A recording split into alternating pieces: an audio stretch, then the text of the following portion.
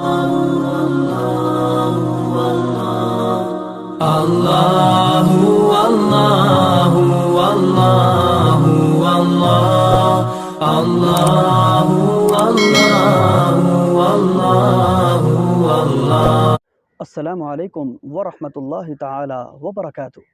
میرا نام ہے قاری ابو بکر حیات اور میں آپ کو اپنے چینل پر خوش آمدید کہتا ہوں۔ بھولے ہوئے قرآن کے حوالے سے اپنے چینل کے اوپر میں کافی زیادہ ویڈیوز اپلوڈ کر چکا ہوں۔ اگر آپ بھی قرآن بھول چکے ہیں تو میری ویڈیو سے آپ استفادہ کر سکتے ہیں، آپ کو بہت فائدہ ہوگا۔ یاد رکھیے، کسی بھی چیز کو یاد کرنے کے حوالے سے وقت کا اہم کردار ہوتا ہے۔ اگر وقت آپ کا مناسب ہے، تھوڑے وقت کے اندر آپ بہت کچھ یاد کر سکتے ہیں۔ اگر وقت آپ کا مناسب نہیں ہے، وقت آپ کا غلط ہے، تو آپ زیادہ وقت خرچ کر دیتے ہیں لیکن آپ کو یاد کچھ بھی نہیں ہوتا۔ قرآن کریم یاد کرنے کے حوالے سے 2 اوقات میں آپ کی رہنمائی کرتا ہوں۔ فجر کی نماز کے بعد کا وقت ایسا وقت ہوتا ہے کہ اگر اس وقت ذہن خالی ہوتا ہے، ہر قسم کی ٹینشن سے انسان آزاد ہوتا ہے، اور فجر کے وقت میں اللہ تعالیٰ نے بہت برکت رکھی ہے۔ اس وقت کے اندر جو بھی یاد کرتے ہیں آپ کو وہ چیز بھلانے میں اچھا خاصا ٹائم لگ سکتا ہے۔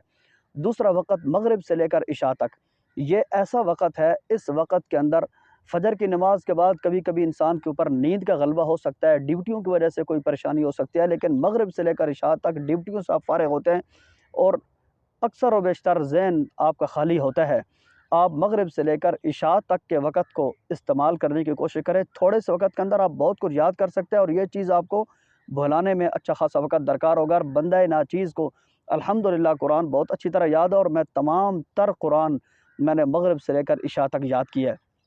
مغرب سے لے کر عشاء تک کے وقت کی آپ تقریباً کچھ ماہ نہیں، کچھ دن آپ اگر روٹین بنائیں گے تو کچھ ہی دنوں کا رزلٹ آپ کے پاس ہوگا۔